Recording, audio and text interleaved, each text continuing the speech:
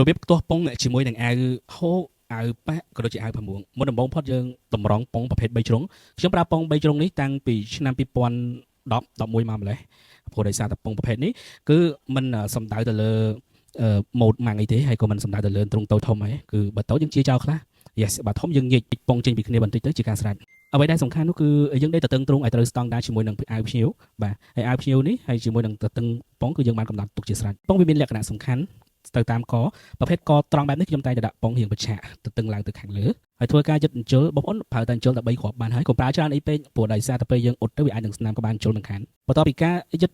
ពងហើយយើងទាញឆ្វេងស្ដាំធ្វើមិនឲ្យវាអស់សាច់ធ្វើមិនដើម្បីឲ្យអាវនឹងចូលទៅក្នុងពងមើលទៅហាក់បីដូចជាខ្លំរួចហើយបានយើងយកទៅអ៊ុតការអ៊ុតទៀតសោតយើងត្រូវតែកំណត់ទីតាំងច្បាស់លាស់ដែរតើយើងចង់អ៊ុតពីណាទៅណាភាគច្រើនគឺយើងអ៊ុតធ្នេពីលើចុះមកក្រោមក៏ដូចជាពីឆ្វេងទៅស្ដាំបើសិនជាប្រភេទជីបដែលវាបែរចេញទៅគៀនឬក៏ធ្នេចំហៀងយើងតែងតែអ៊ុតពីកណ្ដាលទៅជាហៀងបើសិនជាជីបវាបែរចូលខាងក្នុងយើងអ៊ុតពីក្រៅមកក្នុងវិញទៅតាមប្រភេទសាច់កណាត់ហើយជាសាច់បដោយយើងតែងតែអ៊ុតបដោយទៅតាមសាច់កណាត់ភ្លើងឆ្នាំងអ៊ុតដែលយើងប្រើគួរតែប្រើពីលេខ1ឬក៏លេខ2ហើយមុននឹងការអ៊ុតអីគឺយើងត្រូវស្អំឆ្នាំងអ៊ុតជាមុនសិន